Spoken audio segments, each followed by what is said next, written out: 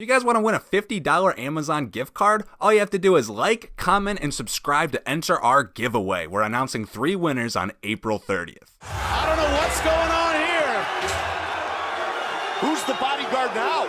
When 2 fighters step into the octagon, it is supposed to be just that. 2 fighters fighting each other. Unfortunately, there is one extra person stuck inside of that cage risking their health, and that's the referee. While almost every single fight in MMA history has seen the referees go completely untouched, there are a few unfortunate examples of the referees either having to step in or, far worse, end up attacked. Normally, I wouldn't be happy that there's not enough entries for a full top 10 list, but of all the videos, I'm pretty glad it's this one. I'm D-Wicked from Watch MMA, and here's 7 times referees ended up getting attacked. Number 7, Roy Nelson. A very simple start. First off, we have Roy Nelson, and honestly, attack is a really bold word to use in this entry, as Roy Nelson hardly even touches the referee. At UFC Fight Night 95, Roy Nelson took on Antonio Silva and ended up winning via knockout in the 2nd round. If you've seen this fight before, you know it's actually one of the more brutal KOs out there.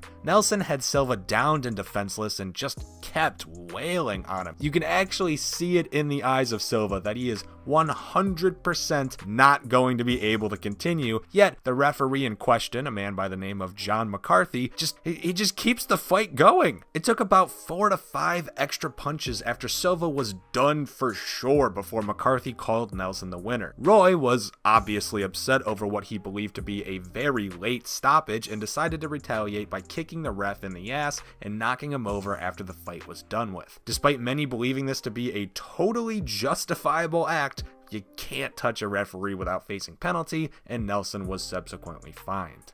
In my head, it was like so slow-mo, like I'm having a conversation with John going, hey man, how was the weather over there? You know, like I that's what it felt like. And then I know I'm friends with Bigfoot. I don't need and he has a family.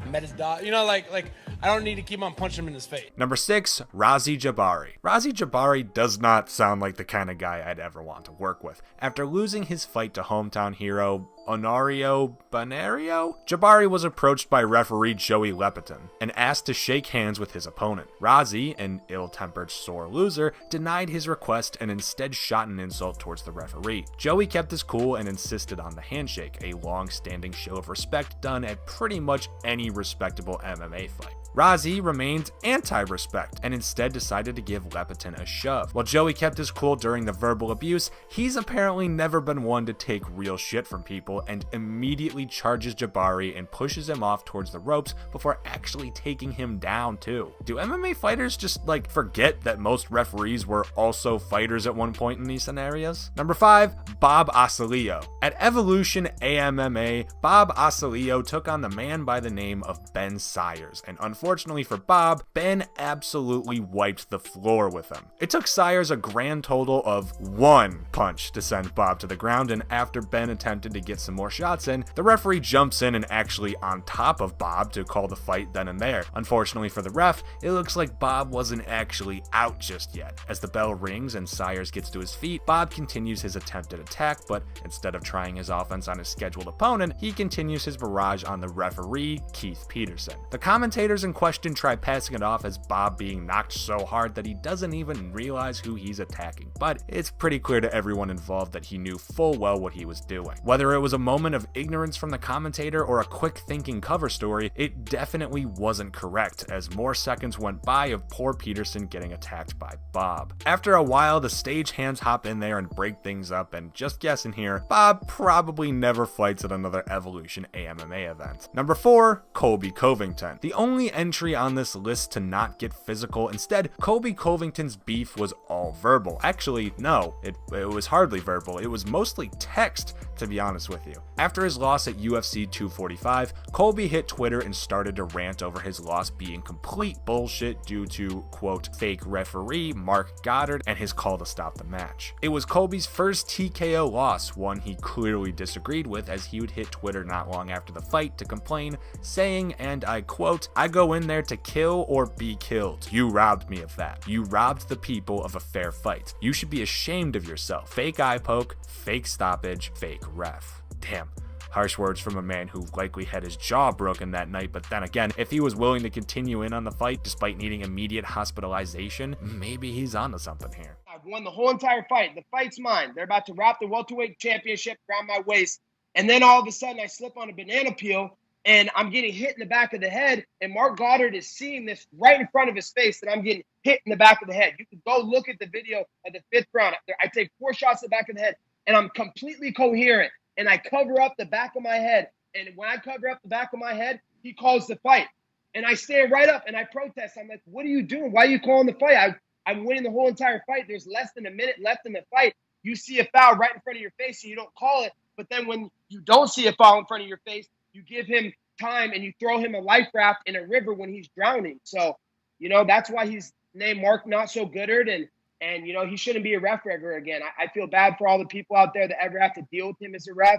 Number 3, Andres Camacho. In this next fight, Camacho here ends up clearly rocked from an impressively hard-looking jab coming straight off a high kick. Camacho goes down quick and the referee, Frank the Crank, calls it on the spot. Camacho immediately jumps back up to his feet, however, and despite clearly being rocked, wants to keep the fight on and starts unleashing hell. Unfortunately, he wasn't aiming those strikes at his opponent, but the Crank. In what looks like an older brother holding his younger sibling down, Frank lets Camacho get a good few swings in before grabbing him behind the neck, pulling him in close. Instead of a counterattack, the ref recognizes that Camacho likely thinks he's still aiming for his opponent and starts to talk to him. You can tell pretty quickly that Camacho starts listening and calming down, leading me to believe he really did think he was going off on his opponent still, so massive props are in order for the Crank on this one. He really did a damn fine job ducking, weaving a little bit, and calming the kid down. Number 2, Nathias Frederick. At Fight UK, Last Man Standing, Nathias Frederick took on a man by the name of Ahmed Aswad, and contrary to everyone else on this list, actually came out victorious. After dazing Ahmed with a right, he advances with a barrage of swings and lands one right on the button and knocks his opponent out. Hell, for good measure, his head even bounces off the cage, so you know he's out. Nathias must have had some kind of personal beef with this guy or just a rough night leading into the fight, because even after the bell rings, Frederick continues his assault. The ref then jumps in and tries to force Nathias off, but still Frederick continues. Finally, the referee has no choice but to get physical with the fighter, and also contrary to all the other entries on this list, actually initiates and dominates the fighter. After trying to pull him off, the ref gets his arms in the perfect position and manages to roll Frederick over and hold him down with a sleeper. Genuinely, one of the slickest moves I've ever seen from a referee, all sports considered. And number 1, Conor McGregor. Of course he tops this list. Conor McGregor wasn't even fighting at the event and in fact didn't even take place for the UFC. Instead,